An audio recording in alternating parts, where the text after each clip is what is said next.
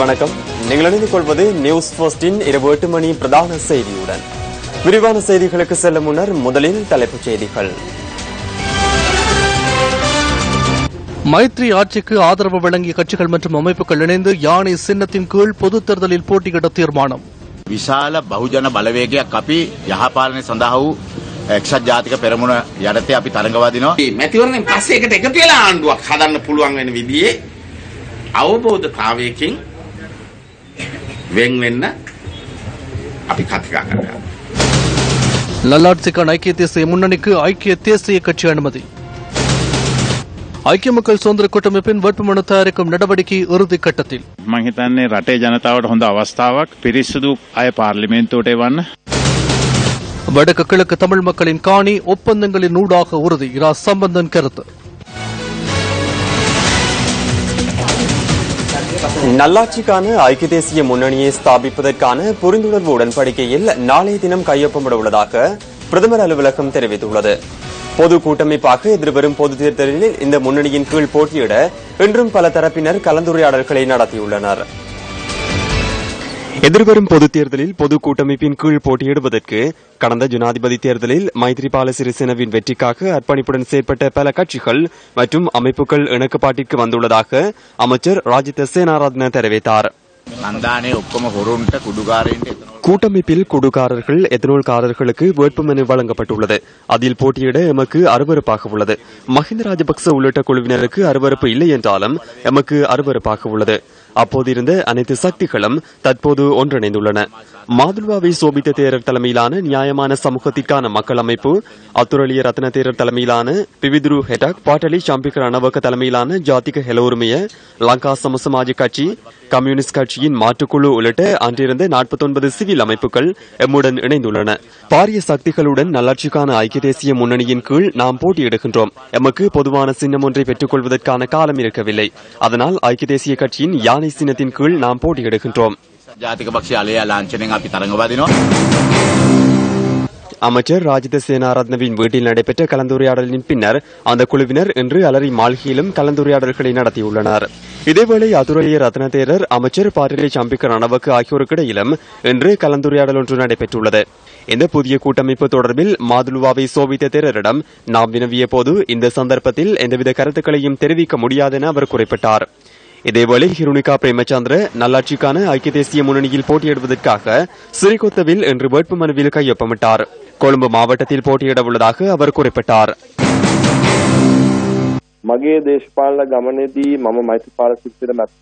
மைத்ரிபால சிறிசேனவின் மீது கொண்டுள்ள நம்பிக்கையினாலேயே நான் அவருக்கு ஆதரவை வழங்கினேன். அந்த நம்பிக்கை இன்றும் இருக்கின்றது. அதனால் ஸ்ரீலங்கா சுதந்திர கட்சி மற்றும் கூட்டமைப்பு ஆகியவற்றுக்கு ஜனாதிபதி மைத்ரிபால சிறிசேனவின் சிறந்த தலைமைத்துவம் கிடைக்கும் என நான் முழுமையாக நம்புகின்றேன். நல்லாட்சிக்கான பயணத்தை வெற்றி கொள்வதற்கு நான் தொடர்ந்தும் அவருடன் இருப்பேன் என்பதை இந்த சந்தர்ப்பத்தில் கூறிக்கொள்ள விரும்புகின்றேன். அதனால் நான் வேறொரு கட்சியுடன் கூட்டமைப்பை அமைத்துக் கொள்ளும் எதிர்பார்ப்பு எனக்கு கிடையாது. කිසිසේත්ම වෙන කණ්ඩායමක් සමග සන්දානගත කිරීමට බලාපොරොත්තු වෙන්නේ නැහැ. මම පැහැදිලිව කියන්න ඕන මම තරංගවාදී ඉන්නේ ஸ்ரீலங்கா சுதந்திர கட்சி தலைமையிலான ஐக்கிய மக்கள் சுதந்திர கூட்டமைப்பிலேயே நான் போட்டியிடுகிறேன் என்பதை தெளிவாக கூறிக்கொள்ள வேண்டும். எனக்கு அரசியல் வாழ்க்கை வெறுப்படையும் சந்தர்ப்பத்தில் நான் அரசியலிருந்து ஓய்வு பெற்று எனது பிள்ளைகளுடன் வாழ்க்கையை சந்தோஷமாக கடத்துவேன். இதுவரை நான் கையொப்பமிடவில்லை. 2க்கு மேல் பிரதிநிதிகள் நிறுத்தப்படும் பட்சத்தில் அது அநீதி என நான் நினைக்கின்றேன். அதனால் கதைக்கின்றேன். அந்த பிரச்சனைக்கு தீர்வை பெற்றுக் கொண்ட பின்னர் கையொப்பமிடுவோம். ඒක නිසා තමයි අපි කතා කරගෙන යන්නේ. ඒ ගැටලුව निराකරණය කරගත්තම අස්සම් කරනවා. අපි දැනට තීරණය කරලා තියෙන්නේ අපේ நமது நிலைப்பாட்டை நாம் தீர்மானித்துள்ளோம். ஜனநாயக கட்சி இந்த தேர்தலில் தனித்து போட்டியிடுகின்றது. அவ்வாறு கூட்டமைப்பாக இணைந்தமையிட்டு நாம் மகிழ்ச்சி அடைகின்றோம். மஹிந்த ராஜபக்ச என ஊழல் மிகுந்த ஆட்சியாளருக்கு எதிராக அமைக்கப்படுகின்ற கூட்டமைப்பு என்ற விதத்தில் மகிழ்ச்சி அடைகின்றோம். மஹிந்த ராஜபக்ச என்ற ஊழல் மிகுந்த ஆட்சியாளரை விரட்டுவதற்கே நாம் முயற்சிக்கின்றோம். அதற்காக நாம் அர்ப்பணிப்புடன் செயற்படுவோம்.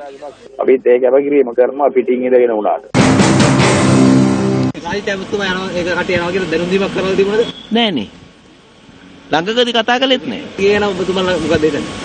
ඒක අලුත් දෙයක් නෙවෙයි නේද? අලුත් දෙයක් නෙවෙයි. ඒක අපි මොනන්නේ ඒගොල්ලෝගේ දේශපාලන. அது புதிய விடயம் அல்ல, அவர்களின் அரசியல் தீர்மானம். இருமுறை மக்களின் வாக்குகளை பெற்றுக் கொள்ள முடியும், இரண்டாவது முறை முடியாது. 6 மாதங்கள் சென்றதன் பின்னர் எண்ணத்தில் மாற்றம் ஏற்பட்டுள்ளது. நாங்கள் கவலைப்பட போவதில்லை. ஐக்கிய தேசிய கட்சி அவரூடாக நட்டமடைகின்றது.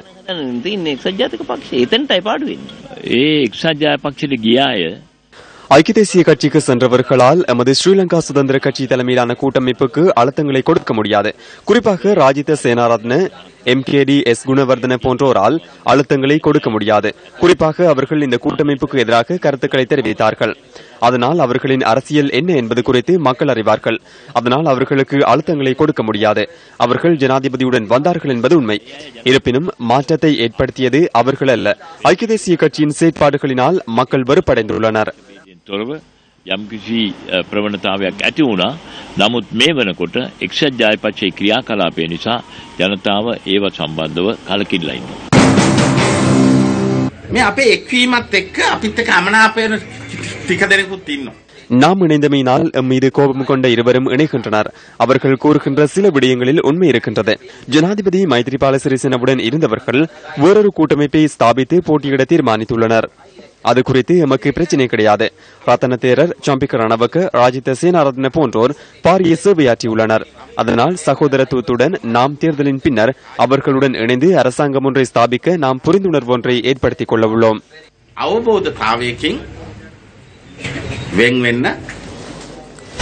நல்லாட்சிக்கான ஐக்கிய தேசிய முன்னணியை உருவாக்குவதற்கான அனுமதி ஐக்கிய தேசிய கட்சி சம்மேளனத்தில் வழங்கப்பட்டது. கட்சித் தலைவர் ரணில் விக்ரமசிங்க தலைமையில் கொழும்பில் இந்த சம்மேளனம் நடைபெற்றது. வரலை கேம்பல் மைதானத்தில் நடைபெற்ற ஐக்கிய தேசிய கட்சியின் சம்மேளனத்தின் போது எதிர்வரும் தேர்தலில் பின்பற்ற வேண்டிய அடிப்படை கொள்கைகள் முன்வைக்கப்பட்டன. எதிர்வரும் 15ஆம் திகதி முதல் சமையல் எரிவாயு சிலிண்டர் ஒன்றின் விலையை 100 ரூபாவால் குறைப்பதாகவும் சத்தோச ஊடாக விற்பனை செய்யப்படும் அரிசியின் விலையை மேலும் குறைப்பதாகவும் இந்த சம்மேளனத்தில் அறிவிக்கப்பட்டது. உங்களின் எதிர்காலத்தை உறுதி செய்வதற்காகவே ஜனவரி 8ஆம் தேதி வெற்றி பெற்று மைத்ரிபால சிறிசேனவை ஜனாதிபதியாக்கினோம். முன்னாள் ஜனாதிபதி யுத்தத்தின் போதும் அதன் பின்னரும் சம்பாதித்தார். வீட்டிற்கு சென்றவர்கள் வீட்டிலேயே இருக்க வேண்டும். 5 வருடங்களுக்குள் 10 லட்சம் தொழில் மார்க்கங்களை ஏற்படுத்துவதாக நான் வாக்குறுதி அளித்துள்ளேன்.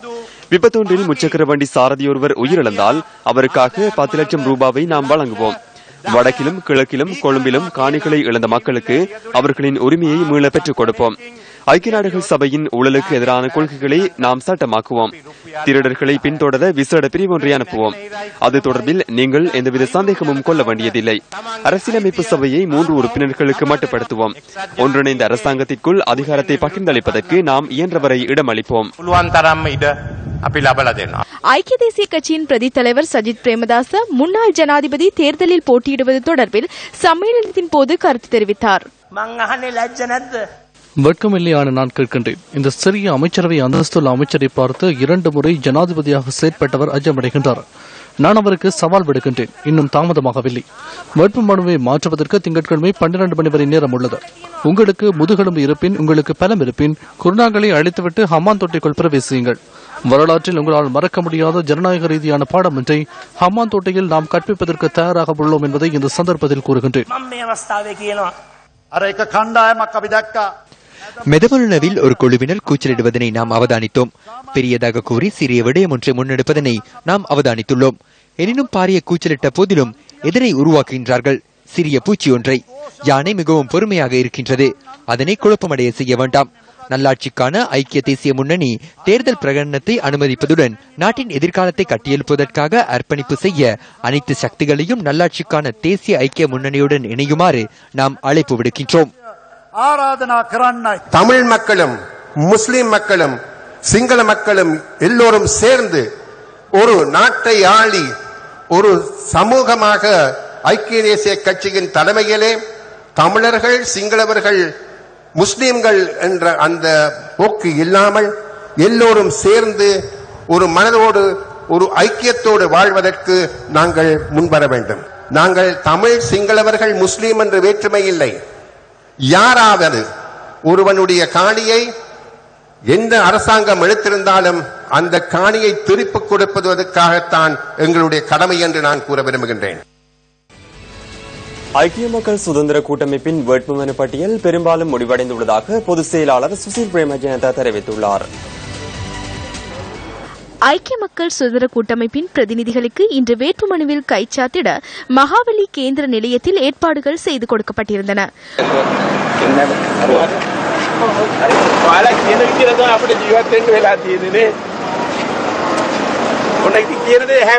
முன்னாள் பாராளுமன்ற உறுப்பினர்களுள் பெரும்பாலானவர்களுக்கு இம்முறை போட்டியிட சந்தர்ப்பம் வழங்கப்பட்டுள்ளது.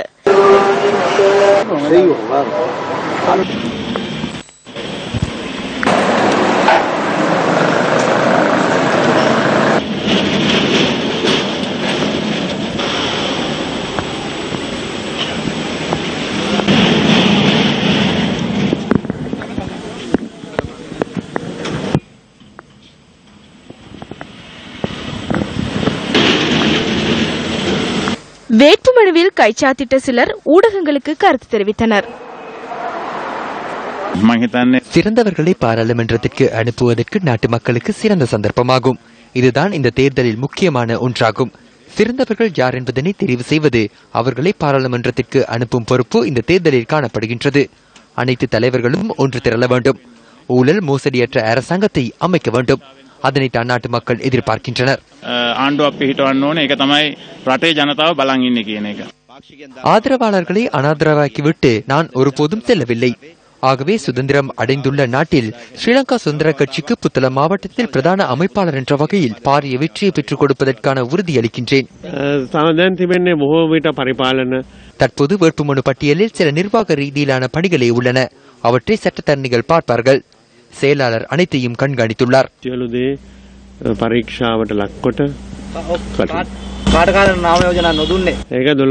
13ஆம் தேதி பகல் 12:30 பார்க்க முடியும். எமது பணி முடிவடையவில்லை. சமசமாஜ் கட்சி நாங்கள் குறிப்பிட்ட சிலவற்றை கோரினோம். அது இன்னும் கிடைக்கவில்லை.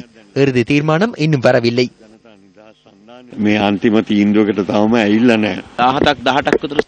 17-18 மாவட்டங்களுக்குரிய வேட்புமனு தயாரிக்கும் நடவடிக்கை நிறைவடைந்துள்ளது. வெளி மாவட்டங்களுக்கு சில அனுப்பி வைக்கப்பட்டுள்ளன. இன்று மாலை ஆகும் போது அனைத்தும் நிறைவடையும். தமது கட்சியின் கோட்பாட்டின்படியே மக்களிடம் வாக்கு கேட்க உள்ளதாக மக்கள் விடுதலை முன்னணி தெரிவித்துள்ளது. அனைத்து மாவட்டங்களிலும் போட்டியிடுகின்ற வேட்பாளர்களின் பெயர்கள் அடங்கிய வேட்புமனு பட்டியல் தயாரிக்கப்பட்டு நிறைவடைந்துள்ளதாக முன்னணியின் தலைவர் அனுரகுமார திசாநாயக்க தெரிவித்தார். பத்திரமுல்லையில் உள்ள மக்கள் விடுதலை முன்னணியின் கட்சி தலைமையகத்தில் வேட்புமனு பட்டியல் தயாரிக்கும் நடவடிக்கைகள் இன்று முன்னெடுக்கப்பட்டன. முன்னணியின் தலைவர் அனுரகுமார திசாநாயக்க உள்ளிட்ட சில மாவட்டங்களின் குழு தலைவர்கள் இதன்போது வேட்புமனுவில் கையொப்பமிட்டனர்.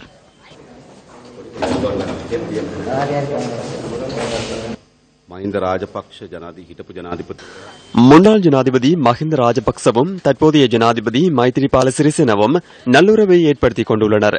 இலங்கை வரலாற்றில் இடம்பெற்ற அபகீர்த்தியை ஏற்படுத்தும் வெறுக்கத்தக்க செயலாகவே இது கருதப்படுகின்றது. கடந்த காலங்களில் ஐக்கிய தேசிய கட்சி தொடர்பில் பல்வேறு விமர்சனங்களை, மோதல்கள் மற்றும் தாக்குதல்களை மேற்கொண்ட குழுவினர் ஓர் அணியாக கூடியுள்ளனர். அதிகாரத்திற்காக இந்த ஒரு வெறுக்கத்தக்க செயலையும் செய்ய தயார் என காண்பித்துள்ளனர். தூய்மையான, ஊழலற்ற, மக்களுடனான தொடர்பில் எந்த வகையிலும் பாதிப்பை ஏற்படுத்தாத அரசியல் நடவடிக்கையினையே மக்கள் விடுதலை முன்னணி முன்னெடுக்கும்.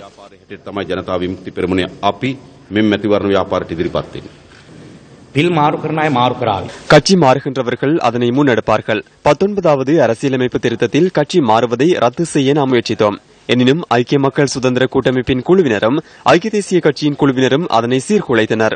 எனினும் மக்கள் விடுதலை முன்னணியில் விலைக்கு வாங்கக்கூடிய உறுப்பினர் ஒருவரை உருவாக்க நாம் இடமளிக்க மாட்டோம்.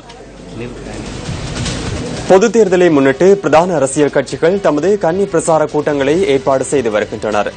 இந்த நிலையில் ஜனநாயக கட்சியின் கன்னி கூட்டம் இன்று திஸ்ஸமஹாராமவில் நடைபெற்றது. ஃபீல்ட் மார்ஷல் சரத் பொன்சேகாவின் தலைமையில் நடைபெற்ற இந்த கூட்டத்தின் போது அவர் மீது மேற்கொள்ளப்பட்ட தற்கொலை தாக்குதலின் சின்னமாக காணப்படுகின்ற அந்த மோட்டார் வாகனம் இங்கு வைக்கப்பட்டிருந்தது. தற்போது ராஜபக்சவை மீண்டும் கொண்டு வருவதற்காக மாகாண மற்றும் பிரதேச சபைகளின் திருடர்கள் சிலர் செயற்படுகின்றனர். நல்லாட்சி காணப்படும் போது அவர்களால் பொதுவான வாழ்வை முன்னெடுக்க நேரிடும். பொதுவான சம்பளத்தையே பெற்றுக்கொள்ள நேரிடும். ஆகவே இவர்களால் செயற்பட இயலாது. ஆகவே திருட நேரிடும். எனவே இவ்வாறு கூட்டங்களை நடத்துகின்றனர். ஆனால் நாங்கள் மீண்டும் இந்த குழுவை தலை தூக்க விட மாட்டோம். 2015ஆம் ஆண்டு ஜனவரி மாதம் 8ஆம் தேதி அவரை நாங்கள் வீட்டுக்கு அனுப்பினோம். ஆனால் அவர் எம்மை மண்டியிட வைக்க முற்பட்டார். அனைவருக்கும் ஒரு விடயத்தை நினைவூட்ட விரும்புகின்றோம். தற்போது பழி வாங்குவதாக கூக்குரலிடம் இந்த நபர் தொடர்பில் சற்று சிந்தித்து பாருங்கள். செம்மறியாட்டின் தோலை போற்றிய ஓநாயே இவர். அதனை மறந்துவிட வேண்டாம். இன்றைய பாராளுமன்ற உறுப்பினர் பதவிக்கு போட்டியிட வேண்டும். அதில் என்ன உள்ளடங்குகின்றது? சற்று சிந்தித்து பாருங்கள். குறுக்கு வழியூடாக பாராளுமன்றத்திற்கு வர முற்படுகின்றார். இதனூடாக பாரிய அழிவை ஏற்படுத்த முடியும் என்பது மஹிந்த ராஜபக்சவிற்கு தெரியும். எதிர்வரும் பொதுத் தேர்தலில் பிரஜைகள் முன்னணி வன்னி மாவட்டத்தில் போட்டியிட உள்ளது. பிரஜைகள் முன்னணியின் வவுனியா மாவட்ட பிரதிநிதிகளுடனான கலந்துரையாடல் வவுனியா கணேசபுரம் பகுதியில் நேற்று இடம்பெற்றது. இந்த கலந்துரையாடலில் வடமாகாண சபை உறுப்பினர் MP நடராஜா மற்றும் முன்னாள் பாராளுமன்ற உறுப்பினர் பாலச்சந்திரன் உட்பட கட்சியின் பிரதிநிதிகள் பலரும் கலந்து கொண்டிருந்தனர்.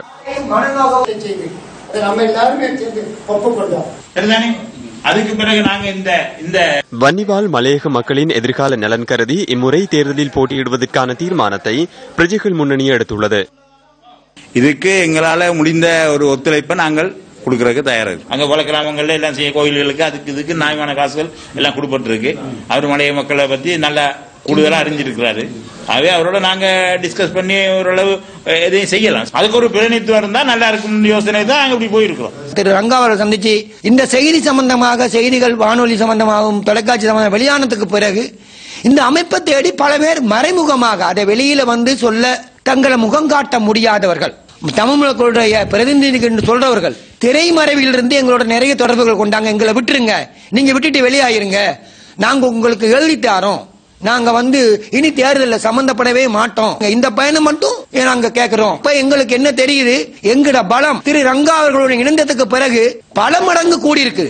நாங்கள் இந்த தேர்தலில் பெரும்பான்மையாக வெற்றியடைவோம். வன்னி மாவட்ட சமூக மேம்பாட்டு அமைப்பினூடாக இந்த முறை பாராளுமன்ற பொதுத் தேர்தலை பிரஜைகள் முன்னணியின் எங்களுடைய கௌரவ ஸ்ரீ ரங்கா ஐயா அவர்களுடனாக இணைந்து இந்த சமூக மேம்பாட்டு அமைப்பு இந்த தேர்தலை சந்திக்க இருக்கின்றது. மாகாண சபை உறுப்பினர் திரு MP நடராஜா அவர்களும் பிரஜைகள் முன்னணியினூடாக இந்த தேர்தலை சந்திப்பதற்கு எடுத்திருக்கின்ற இந்த முடிவை வரவேற்பதாகவும் தன்னுடைய ஆதரவை தருவதாகவும் தான் கூறி சென்றிருக்கின்றார்.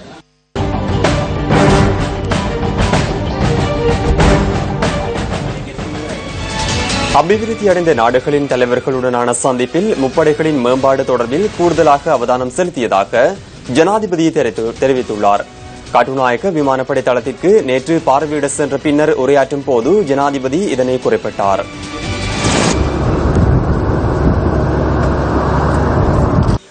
விமானப்படை முகாமுக்கு வருகை தந்த ஜனாதிபதிக்கு அணிவகுப்பு மரியாதை வழங்கப்பட்டது.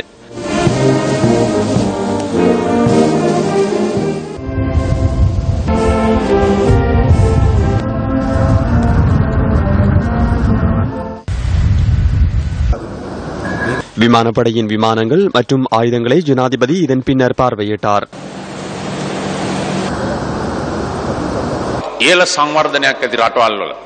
அபிவிருத்தி அடைந்த நாடுகளின் தலைவர்களுடனான எனது சந்திப்பில் கூடுதலாக முப்படைகள் மற்றும் போலீசாருக்கு தேவையான பயிற்சிகள் தொடர்பில் அதிக அவதானம் செலுத்தி கலந்துரையாடல்களை முன்னெடுத்தேன்.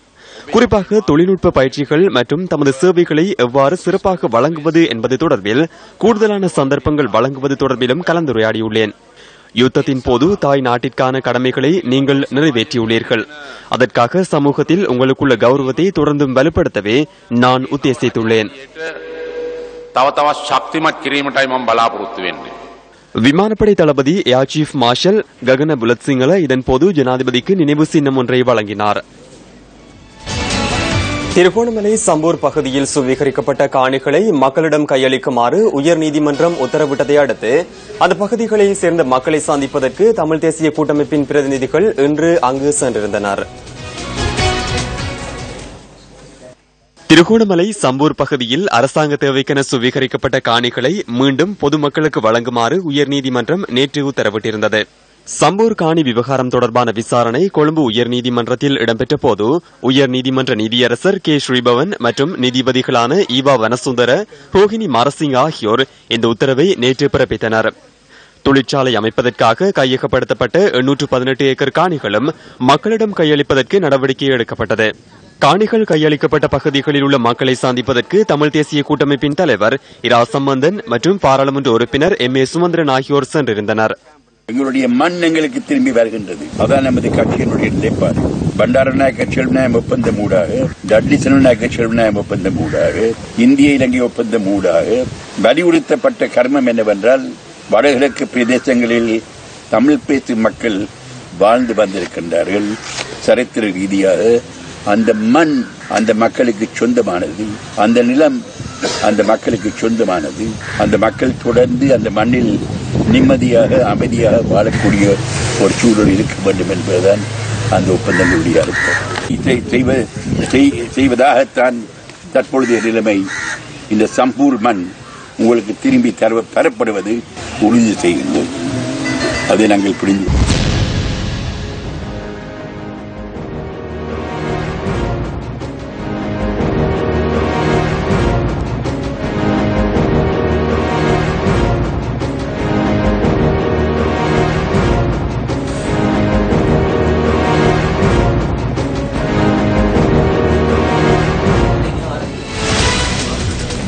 சக்தி சிரச நியூஸ் போஸ்ட் மற்றும் தேசிய அபாயகர ஊடகங்கள் கட்டுப்பாட்டு சபை இணைந்து முன்னெடுக்கும் போதைப்பொருள் விழிப்புணர்வு செயற்றிட்டத்தின் 3வது கட்டம் இன்று மத்திய மாகாணத்தில் ஆரம்பிக்கப்பட்டது. போதைப்பொருளுக்கு எதிரான விழிப்புணர்வு திட்டம் மத்திய மாகாணத்தின் மாத்தளை, நுவரெலியா மற்றும் கண்டி மாவட்டங்களில் இன்று காலை 9 மணியளவில் ஆரம்பிக்கப்பட்டது. நுவரெலியா மாணிக்கப்பிள்ளையார் கோவிலில் நடைபெற்ற பூஜை வழிபாடுகளின் பின்னர் போதைப்பொருள் விழிப்புணர்வு நடவடிக்கை ஆரம்பமானது. நுவரெலியா மாவட்டத்தில் போதைப்பொருள் விழிப்புணர்வு குழுவினரால் பிரச்சார நடவடிக்கைகள் முன்னெடுக்கப்பட்டன. பொகவந்தலாவை, மஸ்கெலியா மற்றும் ஹட்டன் ஆகிய பகுதிகளில் காலை முதல் மாலை வரை விழிப்புணர்வு பிரச்சார நடவடிக்கைகள் முன்னெடுக்கப்பட்டன. போதைப்பொருள் பாவனையால் ஏற்படும் பாதிப்புகள், அதிலிருந்து விடுபடுவதற்கான வழிமுறைகள் தொடர்பில் நியூஸ் ஃபர்ஸ்ட் குழுவினரால் இதன்போது மக்களுக்கு தெளிவூட்டப்பட்டது.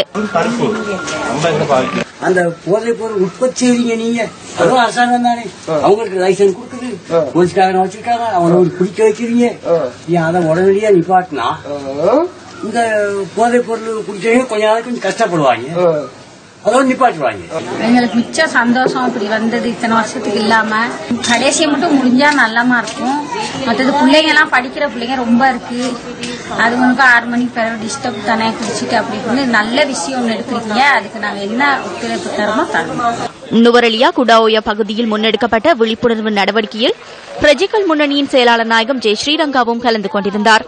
போதைப்பொருள் விழிப்புணர்வு குழுவினருடன் இணைந்து கொண்ட பிரஜைகள் முன்னணியின் செயலாளர் நாயகம் ஜெய் ஸ்ரீரங்கா மக்களுடன் கலந்துரையாடி விழிப்புணர்வு பிரச்சாரத்தை மேற்கொண்டார்.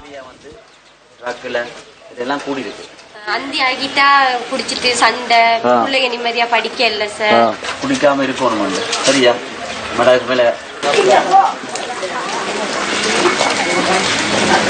போதைப்பொருள் பாதிப்பு தொடர்பில் விழிப்புணர்வு வழங்கப்பட்டுள்ளது எனும் வாசகம் பொறிக்கப்பட்ட ஸ்டிக்கர்களும் இதன்போது ஒட்டப்பட்டன. போதைப் பொருளால் ஏற்படும் பிரச்சனைகள் தொடர்பாக வீடுகள் தோறும் சென்று விழிப்புணர்வை ஏற்படுத்தும் இந்த செயற்திட்டம் தற்பொழுது நாங்கள் நுவரெலியா மாவட்டத்திலும் இன்றைய தினம் ஆரம்பித்திருக்கின்றோம். நுவரெலியாவில் பல்வேறு பகுதிகளுக்கும் நாங்கள் விஜயம் மேற்கொண்டு, குறிப்பாக ஹட்டன், அலுத்கம, அதேபோன்று குடாஓயா ஆகிய பகுதிகள், அதேபோன்று மஸ்கெலியா, புகவந்தலாவை ஆகிய பகுதிகளுக்கும் இன்றைய தினம் எமது குழாத்தினர் தேசிய அபாயகர ஊடகங்கள் கட்டுப்பாட்டு சபை, அதேபோன்று ஹட்டன் போலீசார், புகவந்தலாவை போலீசார் மற்றும் மஸ்கெலியா போலீசாரின் உதவியோடு நாங்கள் வீடுகள் தோறும் சென்று இந்த விழிப்புணர்வு செயற்திட்டத்தை முன்னெடுத்திருக்கின்றோம். நாளைய தினமும் நுவரெலியா மாவட்டத்தின் ராகலை, காந்தப்பளை மற்றும் உடப்புசல்லாவ் ஆகிய பகுதிகளுக்கு எமது குழுவினர் விஜயம் மேற்கொள்ளவிருக்கின்றார்கள். நியூஸ் ஃபர்ஸ்ட் செய்திகளுக்காக நாகலிங்கம் ஜெகநாத் கண்ணா, ஹட்டனில் இருந்து. மாத்தளை அலுவிகாரியில் நடைபெற்ற மத அனுஷ்டானங்களின் பின்னர் போதைப்பொருள் பாதிப்பு தொடர்பான விழிப்புணர்வு நடவடிக்கை ஆரம்பமானது. மாத்தளை மாவட்டத்திற்கான போதைப்பொருள் விழிப்புணர்வு நடவடிக்கையில் கேபிட்டல் மகாராஜா நிறுவனத்தின் குழும பணிப்பாளர் ஷெவான் டேனியலும் இணைந்து கொண்டார். අපේ රටට ඉතාමත්ම நமது நாடு தற்போது மிக முக்கியமான கட்டத்தை அடைந்துள்ளது. சில வேளை சிலர் நினைக்கலாம், ஒரு ஊடக வலைமைப்பாக இவர்கள் போதைப் பொருளுக்கு எதிரான நடவடிக்கைகளை முன்னெடுக்கின்றார்கள் என்று. சாதாரண மக்களை விட ஊடகம் என்ற வகையில் போதைப்பொருள் மற்றும் கடத்தற்காரர்களால் ஏற்படக்கூடிய விளைவுகளை எங்களுக்கு விளங்கிக் கொள்ள முடியும். அத்துடன் போதைப் பொருளின் விளைவுகள் பாராளுமன்றத்திலும் தாக்கம் செலுத்தியுள்ளதால் நாம் மக்களுடன் இணைந்து அந்த விடயம் தொடர்பில் பாண்டித்தியம் பெற்ற அதிகாரிகளுடன் வீட்டுக்கு வீடு சென்று மக்களை தெளிவூட்டுகின்றோம். මේ පිළිබඳව විශේෂඥ දැනුමක් ඇති නිලධාරීන් සමග ගෙයින් ගෙට ගොස් අපේ ජනතාව දැනුවත් කිරීම. மாத்தளை மாவட்டத்தின் கழுதாவெல மண்டண்டாவெல மற்றும் உக்குவெல ஆகிய பகுதிகளுக்கு சென்ற நியூஸ் ஃபர்ஸ்ட் குழுவினர் இல்லங்கள் தோறும் சென்று விழிப்புணர்வு பிரச்சாரத்தை மேற்கொண்டனர். இதன்போது போதைப் பொருள் பாவனையால் ஏற்படக்கூடிய பாதிப்புகள் தொடர்பான கையேடுகளும் விநியோகிக்கப்பட்டன.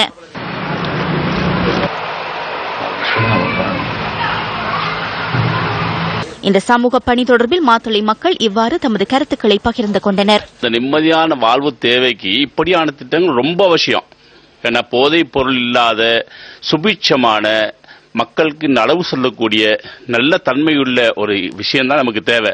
ஆகையினால இப்படியான திட்டங்களை ரொம்ப வரவேற்கிறோம். மாத்தளை மாவட்டத்தின் எல்கடுவ, ஹுன்னஸ்கிரிய மற்றும் ரத்தோட்டி ஆகிய பகுதிகளில் நாளைய தினம் விழிப்புணர்வு நடவடிக்கை முன்னெடுக்கப்பட உள்ளது. கண்டி, போகம்பரை, நவபோதிமல் விகாரியில் நடைபெற்ற மத அனுஷ்டானங்களின் பின்னர் போதைப்பொருள் விழிப்புணர்வு நடவடிக்கையை நியூஸ் ஃபர்ஸ்ட் குழுவினர் ஆரம்பித்தனர்.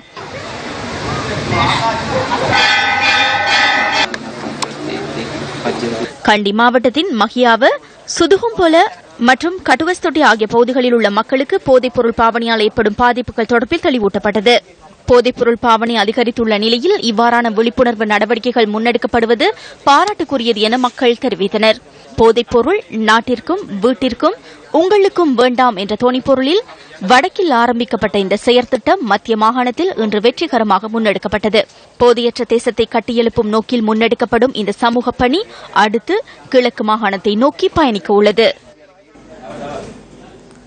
வடக்கின் அபிவிருத்தியினை நோக்கமாக கொண்டு ஆரம்பிக்கப்பட்ட வடக்கின் வசந்தம் திட்டத்தின் செயற்பாடுகள் இதுவரை பூரணப்படுத்தப்படவில்லை.